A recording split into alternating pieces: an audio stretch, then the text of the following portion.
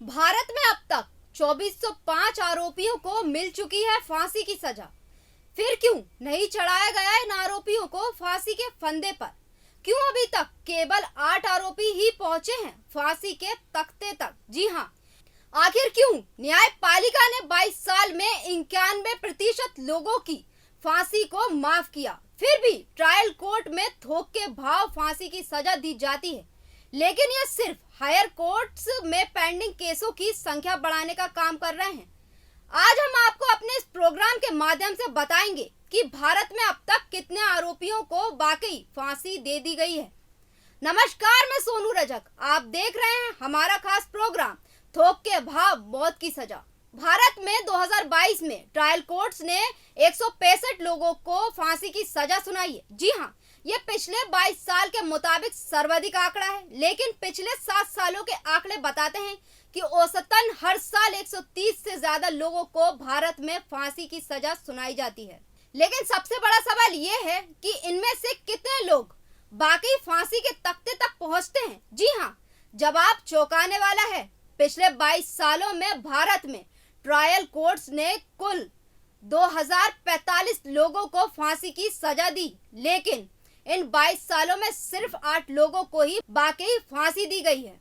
लेकिन अब तक 2045 में से 91 से ज्यादा लोगों को फांसी से राहत मिल गई है। वहीं 454 लोग तो रिहा ही हो गए हैं। हालांकि ट्रायल कोर्ट में सजा से लेकर हाई कोर्ट, सुप्रीम कोर्ट या दया याचिका के जरिए रिहाई तक का सफर बहुत लंबा होता है। यानी ट्रायल कोर्ट्स में थोक के भाव मौत की सजा दी जा रही है, लेकिन इससे सिर्फ हाई कोर्ट्स में पेंडिंग केसों की संख्या बढ़ाने का काम कर रहे हैं। कई फांसी की सजा पाए कैदियों की फांसी तो सुप्रीम कोर्ट में सिर्फ इस आधार पर माफ हो गई कि उनके ट्रायल में हुई देरी बहुत ज्यादा थी और हर दिन मौत का ये इंतजार उनके साथ अमानवीय व्यवहार था। पहले समझिए भारत में फांसी की पूरी प्रक्रिया क्या है।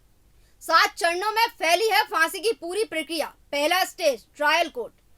ट्रायल कोर्ट में फांसी की सजा क्रिमिनल केस में दी जाती है, जिसकी पहली सुनवाई ट्रायल कोर्ट में होती है। ट्रायल कोर्ट का फैसला धारा 366(1) के तहत हाई कोर्ट जाना अनिवार्य है।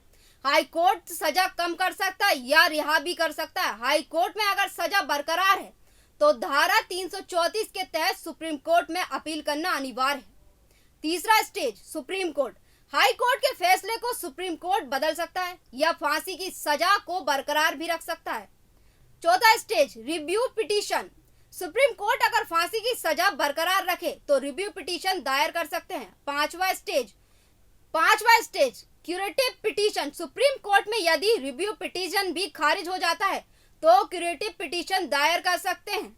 छठवां स्टेज दया याचिका। सुप्रीम कोर्ट का विकल्प खत्म होने के बाद राष्ट्रपति के पास दया याचिका लगा सकते हैं। दया याचिका स्वीकार हुई तो रिहाई हो सकती है या सजा कम हो सकती है। यदि दया याचिका भी खारिज हुई तो फांसी की सजा ही दी जाएगी। सातवां स्टेज फिर सुप्रीम कोर्ट। ऐसा सिर्फ कुछ ही मामलों में हुआ है कि कैदी या दया याचिका में देरी का हवाला देकर सजा कम कराने की अपील कर सकते हैं। वहीं पिछले 22 साल के आंकड़े बताते हैं कि सिर्फ 0.33% कैदी ही फांसी के तख्ते तक पहुंचे। पिछले 22 साल में 2045 लोगों को ट्रायल कोर्ट ने फांसी की सजा सुनाई, लेकिन इन 2045 लोगों में से 454 को तो कानूनी प्रक्रिया की विभिन्न चरणों में रिहा कर दिया गया। 1412 लोग ऐसे थे जिनकी सजा हाई कोर्ट या सुप्रीम कोर्ट में कम करा दी गई या उनका मामला दोबारा ट्रायल कोर्ट में भेज दिया गया। दिसंबर 2022 के आंकड़े बताते हैं कि देश में 539 कैदी ऐसे हैं जो कानूनी प्रक्रिया के किसी न किसी चरण में अभी फांसी का इंतजार कर रहे हैं। इनमें से 455 लोगों का केस हाई कोर्ट में पेंडिंग है। 73 लोगों की सुप्रीम कोर्ट में सुनवाई बाकी है। 4 लोगों की दया याचिका राष्ट्रपति द्रौपदी मुर्मू के पास पेंडिंग है। वहीं 6 लोग ऐसे भी हैं जो दया याचिका खारिज होने के बाद अब फांसी की तारीख तय होने का इंतजार कर रहे हैं। है ना? ऐसे मामले जिनमें फांसी की सजा मिलने का प्रावधान होता है, औसतन ट्रायल कोर्ट में ही उनकी सुनवाई 5 साल तक खिंच जाती है। हाई कोर्ट में इस मामले के निपटारे में औसतन 1.5 साल तक लग जाते हैं, जबकि इसके बाद औसतन 2 साल सुप्रीम कोर्ट में मामला निपटाने में लगते हैं। ऐसे में भी फांसी की सजा मिलने के बाद सुनवाई और तारीखों के चक्कर में कैदी कई सालों तक जेल में ही रह जाते हैं। दया याचिका पर राष्ट्रपति कब फैसला लेंगे, इसका कोई टाइम फ्रेम तय नहीं है। के.आर. नारायण ऐसे राष्ट्रपति थे जिन्होंने अपने कार्यकाल में सिर्फ एक दया याचिका पर विचार किया। पिछले 22 सालों में 8 लोगों को फांसी पर चढ़ाया गया है। इनमें से 5 प्रमुख केसों का आकलन बताता है कि पहली बार फांसी की सजा मिलने से वाकई में फंदे तक पहुंचने में औसतन 7 साल 10 महीने का वक्त लगा। निर्भया केस 2013 में फांसी की सजा मिली। 2020 में फंदे पर चढ़े आरोपी। केस 2012 का था। 4 दोषियों मुकेश सिंह, विनय शर्मा, पवन गुप्ता और अक्षय कुमार सिंह को 13 दिसंबर 2013 को पहली बार फांसी की सजा सुनाई गई। मार्च 2020 में इन चारों को फांसी दे दी गई। पहली सजा से फंदे तक पहुंचने में 7 साल का वक्त लगा। वही हम बात करें मुंबई धमाके की, तो याकुन मेमन को 2006 में फांसी की सजा सुनाई गई, लेकिन 2015 में फांसी दी गई। 1993 के मुंबई धमाके के दोषी याकुन मेमन को 12 सितंबर 2006 को पहली बार कोर्ट ने फांसी की सजा सुनाई थी। जुलाई 2015 में उसे फांसी दे दी गई। पहली सजा से फंदे तक पहुंचने में 9 साल का वक्त लगा। संसद हमला अफजल गुरु को 2002 में सजा सुनाई गई, फंदे तक 2013 में पहुंचा।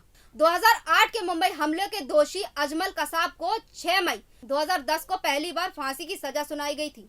नवंबर 2012 में उसे फांसी दे दी गई। पहली सजा से फंदे तक पहुंचने में 2 साल का वक्त लगा। ये सजा सुनाने से फांसी दिए जाने तक में लगा सबसे कम वक्त था। धनंजय केस रेप के दोषी को 1991 में सजा सुनाई गई। 2004 में फांसी दी गई। 1990 में 14 साल की लड़की की हत्या और रेप के दोषी धनंजय चटर्जी को 1991 में पहली बार फांसी की सजा सुनाई गई थी। अगस्त 2004 में उसे फांसी दे दी गई। पहली सजा से फंदे तक पहुंचने में 13 साल तक का समय लगा। फांसी का सबसे लंबा इंतजार 27 साल। बेअंत सिंह के हत्यारे की दया याचिका ही 10 साल से पेंडिंग। फरवरी 2022 में गृह राज्य मंत्री अजय कुमार मिश्रा ने बताया था कि राष्ट्रपति के सामने 4 दया याचिकाएं पेंडिंग हैं। इनमें से एक 2012 से, दूसरी 2015 से और बाकी 2021 से लंबित हैं। 2012 से राष्ट्रपति के पास पड़ी दया याचिका पंजाब के पूर्व मुख्यमंत्री बेअंत सिंह के हत्या में शामिल रहे बलवंत सिंह राजौना की है। बलवंत को 2007 में सीबीआई की स्पेशल कोर्ट ने मौत की सजा सुनाई थी। 2012 में शिरोमणि गुरुद्वारा प्रबंधन कमेटी ने उसकी तरफ से राष्ट्रपति के समक्ष दया याचिका दाखिल की थी, लेकिन अभी तक इस दया याचिका पर फैसला नहीं लिया गया है। बलवंत को दिसंबर 1965 में गिरफ्तार किया गया था। पिछले 27 सालों से वह जेल में है। इस दौरान उसे 1 घंटे की पैरोल मिली है। अक्टूबर 2022 में केंद्र सरकार ने सुप्रीम कोर्ट को बताया था कि बलवंत सिंह की दया याचिका पर फैसला सुरक्षा कारणों से टाल दिया गया है। कुछ मामले ऐसे भी जो फांसी से उम्र कैद में तब्दील हुए। बात करते हैं कोल्हापुर की किलर सिस्टर की दया याचिका की, जिसके फैसले में देरी होने पर इसी आधार पर फांसी उम्र कैद में बदली। कोल्हापुर में 13 बच्चों की किडनैपिंग और 6 बच्चों की हत्या की दोषी रेणुका शिंदे और सीमा गवित की दया याचिका राष्ट्रपति प्रणब मुखर्जी ने 2014 में खारिज कर दी थी, लेकिन फिर भी इन्हें फांसी नहीं हुई। इन दोनों बहनों ने 1990 से 1996 के बीच बच्चों की किडनैपिंग और हत्याओं को अंजाम दिया था। इन्हें 1996 में कोल्हापुर पुलिस ने गिरफ्तार किया था। 2001 में सेशन कोर्ट ने इन्हें फांसी की सजा सुनाई। 2004 में बॉम्बे हाई कोर्ट ने भी दोनों की मौत की सजा की पुष्टि कर दी थी। 2006 में सुप्रीम कोर्ट ने भी इस फैसले को बरकरार रखा। दोनों ने 2008 में महाराष्ट्र के राज्यपाल के पास दया याचिका दायर की, जो 2012-13 में खारिज हुई। इसके बाद 2014 में राष्ट्रपति के पास दया याचिका लगाई गई, उसे भी ठुकरा दिया गया। भारत में कैपिटल पनिशमेंट के खिलाफ भी बहस बहुत लंबे समय से चली आ रही है। दुनिया में अभी 93 देश ऐसे हैं जहां मौत की सजा दी जाती है, जबकि 111 देशों ने इसे पूरी तरह प्रतिबंधित कर दिया है। प्रतिबंध लगाने वाले देशों में मौत की सजा को अमानवीय माना गया और यह भी कहा गया कि यह मनुष्य के जीवन के अधिकार का उल्लंघन है। भारत में सुप्रीम कोर्ट लगातार फांसी की सजा के फ्रेमवर्क को लेकर मामला उठाता रहा है। 2022 में भी चीफ जस्टिस यूयू ललित की अध्यक्षता वाली पीठ ने कहा था कि फांसी की सजा कब तक दी जाए और इसका आधार क्या हो, इस पर ट्रायल कोर्ट्स की समझ को बेहतर किए जाने की जरूरत है। आज भी भारत में कुछ मामले ऐसे हैं जहां दया याचिका या कानूनी प्रक्रिया में बहुत ज्यादा वक्त लगने के आधार पर सुप्रीम कोर्ट ने फांसी की सजा को उम्र कैद में बदल दिया है। फिलहाल प्रोग्राम में बस इतना ही। बने रहिए देश न्यूज के साथ। नमस्कार।